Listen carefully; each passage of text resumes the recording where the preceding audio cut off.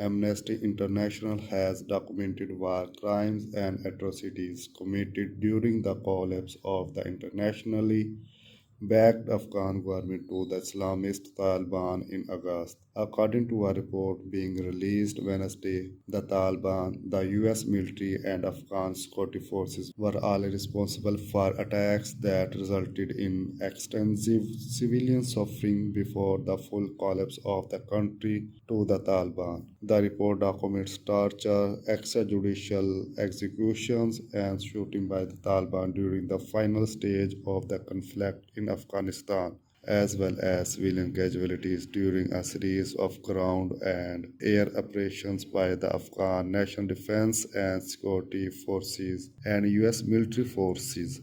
Amnesty International Secretary General said homes, hospitals, schools, and shops were turned into crime scenes as people were repeatedly shot and injured. She called on the International Criminal Court to investigate all possible war crimes, no matter where its lead.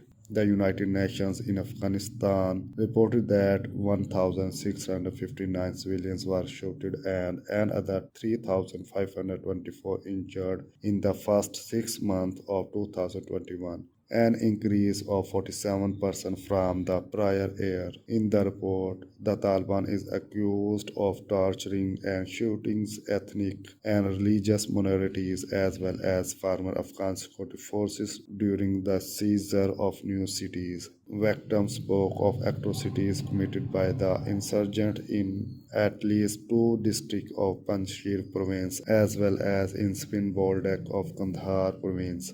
In one instance, at least six civilians were executed in a village in Panjshir, mainly by a gunshot to the head, chest, or heart. Such shooting constitute war crimes.